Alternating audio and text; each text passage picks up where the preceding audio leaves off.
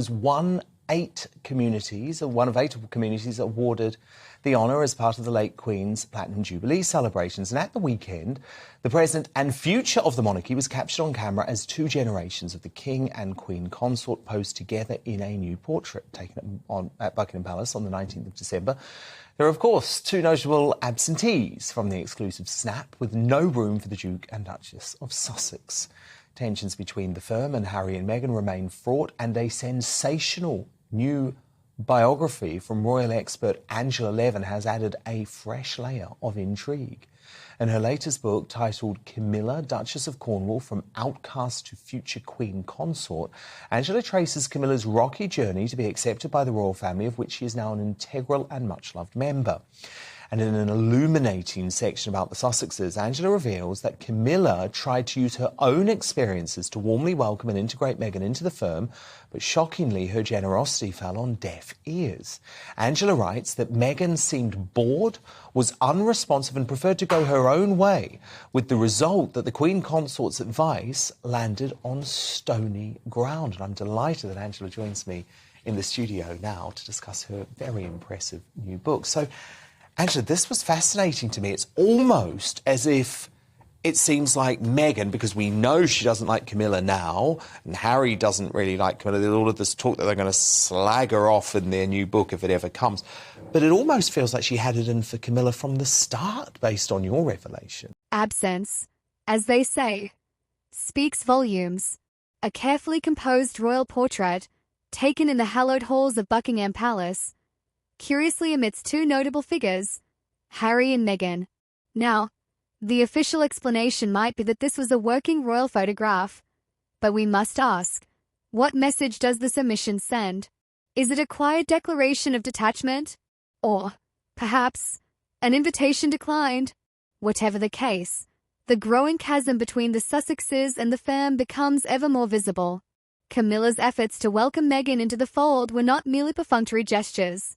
One must remember, Camilla herself was once an outsider, vilified, scrutinized, and slowly rehabilitated in the public eye. It would stand to reason that she would understand the trials of integration into the royal family better than most. When such guidance is offered from a place of lived experience, to reject it outright seems not only a slight against Camilla but an unwillingness to engage with the institution itself. Could this be an early indicator that Meghan had never intended to assimilate?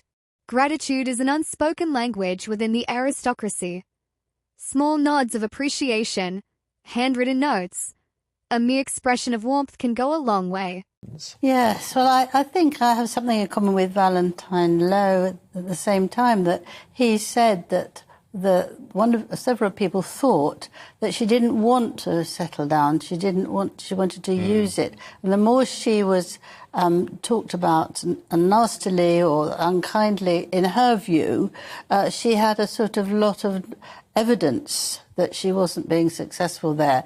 And I think that he's absolutely right. He's explained it in a very good way. But it was just you couldn't get through to her. You couldn't make it work. I remember being told by Lucia Santa Cruz, who was Camilla's friend from way back when they were in their teens, and she said that Camilla was thought that it would be very nice to invite her and Harry and herself to Highgrove, because Meghan had just written a cookery book for the Grenfell Tower ladies and gentlemen who'd been unfortunate, and so many had lost their lives. And this was all recipes from all around the world that she'd taken, and they cooked.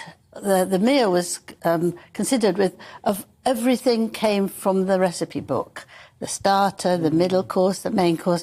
And Lucia told me that Meghan wasn't the least bit interested, not the least bit grateful, nothing. Even though Camilla had made all that effort? Yes, she'd made all that effort, and she just didn't bother at all. So I thought that was pretty... When Meghan attended a dinner where each course was thoughtfully crafted from her own cookbook, one might expect, at the very least, polite engagement.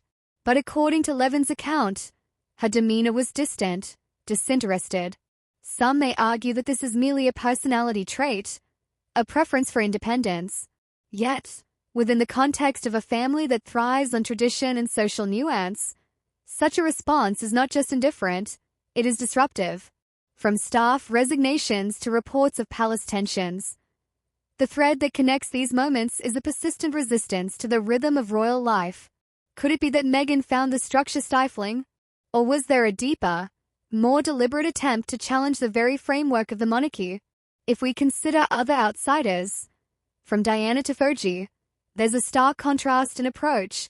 Even in rebellion, there was a sense of duty, a connection, however fragile. But here, we see a detachment that feels absolute. It is no secret that Harry's memoir has been poised as a revelatory moment. If it includes pointed critiques of Camilla, what does that tell us? It suggests a lingering resentment, a need to rewrite history through a personal lens. But history is an unforgiving editor. It remembers actions, not just words. Camilla's journey from outcast to Queen Consort is a testament to perseverance.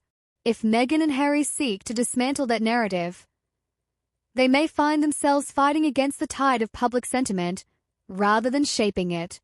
Unkind. And what about the narrative around King Charles's 70th birthday? Yeah. There's been a lot of speculation about what went on there. Yes, well, I was lucky enough to go there. It was 3 days after Prince Harry and Meghan's wedding, and I'd been part of CNN's team to talk through it and got very friendly with a couple of aides at Buckingham Palace, and they rang me and said, look, I think they're coming. We're not sure because they might be tired, but if you'd like to see them again, come and join the party.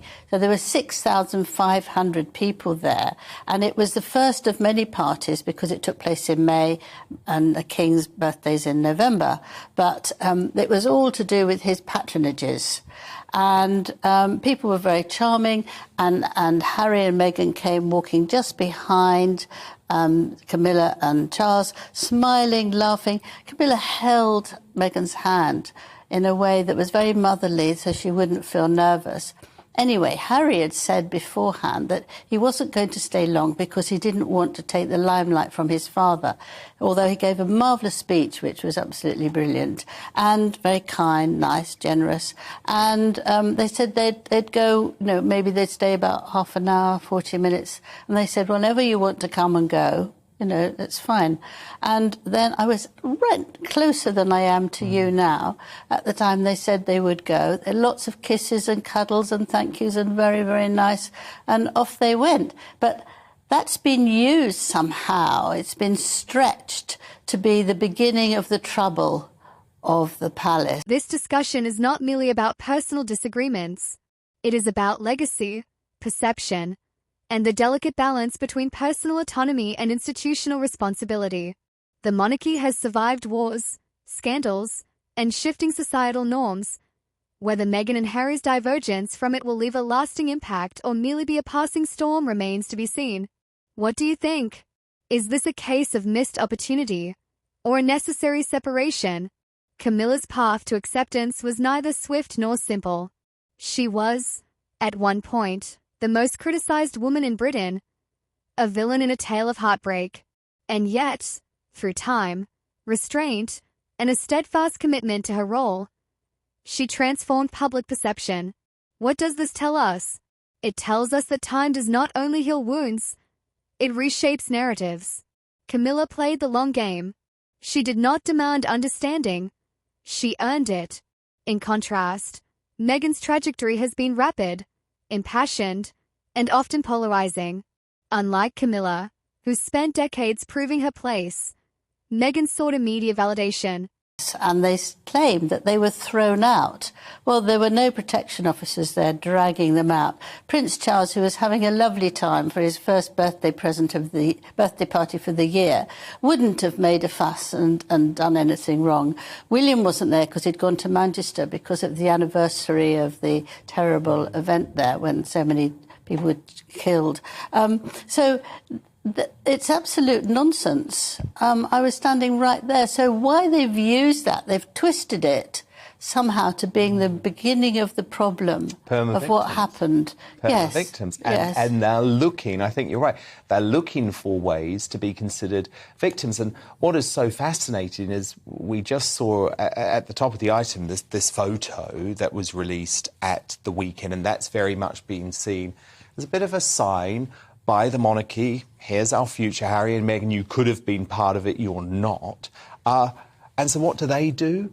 They go and release their own official portrait, Angela. I mean, it just One feels in like a black and ridiculous white. tit for tat. I thought they looked as if they wanted to be on postage stamps because they were both looking, you saw them from the side, and very serious and solemn. I just did in competition with the main royal family. They just want to squash it down in any way they can. And it seems that they can't bear it if they've got publicity, that they have to do better. Now, whether one sees this as an act of self-assurance or an unwillingness to compromise depends on perspective. But history suggests that longevity in royal life requires patience. And that is a quality often undervalued in the modern world. We live in an age where personal brands can rival institutions. Meghan and Harry have positioned themselves not as royal figures, but as global personalities, a distinction that changes the rules of engagement. The monarchy functions on duty, continuity, and deference to tradition.